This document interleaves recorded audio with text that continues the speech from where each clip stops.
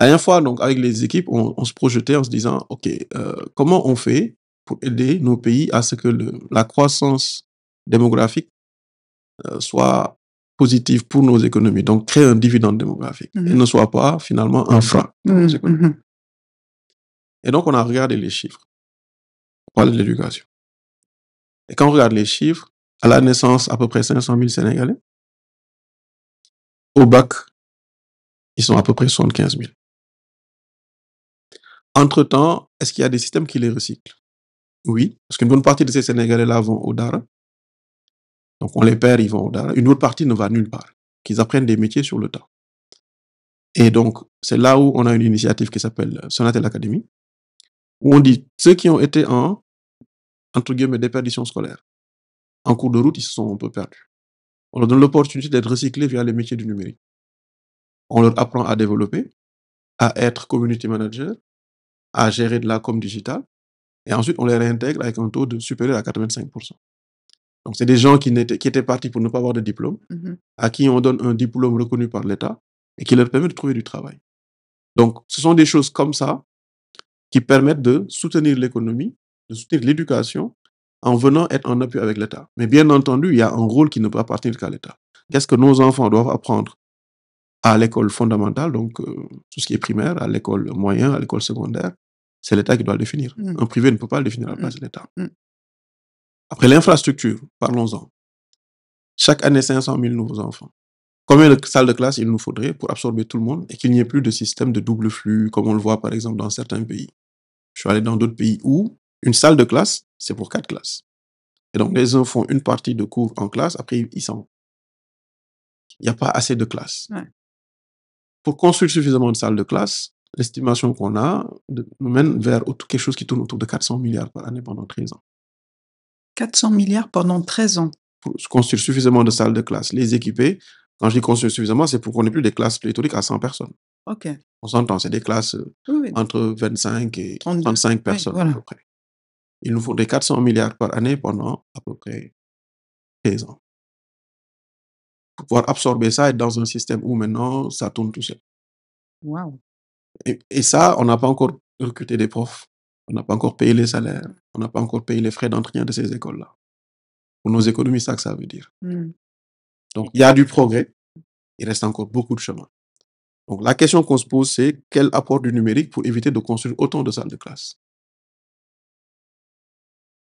Est-ce qu'on peut avoir des classes virtuelles qui réduisent la barrière? Est-ce qu'on peut avoir du contenu éducatif en ligne? Avec quel type d'équipement? Combien ça coûterait pour les enfants? Quelle équation on devrait poser sur la connectivité pour que ce soit supportable pour les parents paysans au fin fond du Waalo?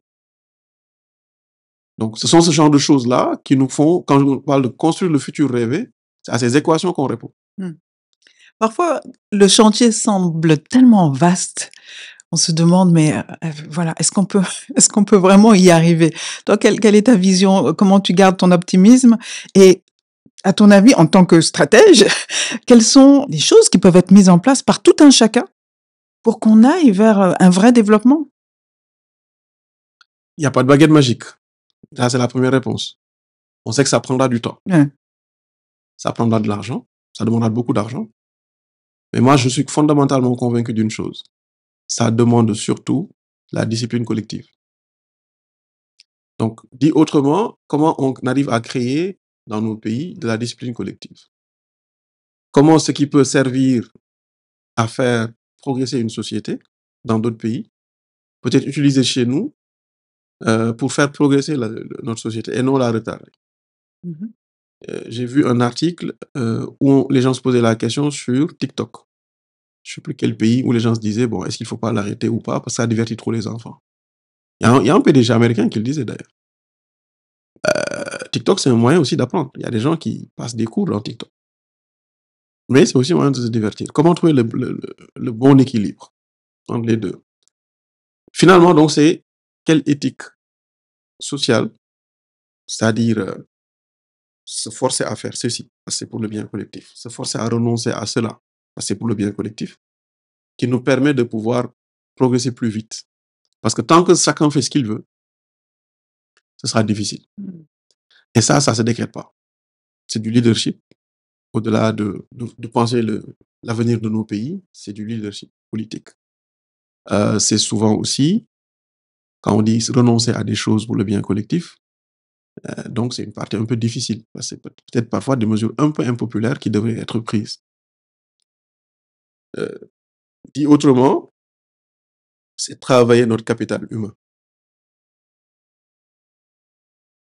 L'éducation avait ce rôle-là. Parce que cette éducation est devenue une instruction. On apprend aux gens à lire, à faire des mathématiques, à apprendre des leçons d'histoire, à dessiner des maisons, à développer des logiciels. Ça, c'est de l'instruction. Cette partie éducation. Comme l'éducation civique, l'éducation citoyenne. L'éducation morale, l'éducation civique, les valeurs, les vertus, les principes. Cette partie-là, elle est moins mise en avant maintenant. Ouais. Et donc ça dépend fortement du leadership politique que nous avons dans nos différents pays. Ce qui est bien, c'est qu'on a maintenant de plus en plus une population consciente de ces enjeux et qui est demandeur. Après, il faut organiser ça, mais bien entendu, tous les pays qui sont passés par là, je pense à Singapour, Malaisie, Thaïlande, Hong Kong, Corée du Sud, Éthiopie, Rwanda, c'est des pays, le Maghreb bien entendu, le Maroc, c'est des pays qui sont passés par cette phase-là, ça a pris beaucoup de temps. Donc c'est une phase, on va dire, un peu disciplinaire, c'est ça? Pas disciplinaire au sens où on impose la discipline aux gens, mais c'est une phase où il faut faire prendre conscience aux gens de la nécessité d'être un peu plus dans une discipline collective. Elle ne doit pas être une discipline individuelle. Si Seynabou commence à se gérer elle-même pour s'imposer une certaine discipline et que tous ses voisins font n'importe quoi, ça ne servira à rien. Voilà. Et l'idée, c'est pas qu'on ait un état policier derrière chacun pour taper sur les gens, mais c'est qu'on puisse susciter cette envie de discipline collective.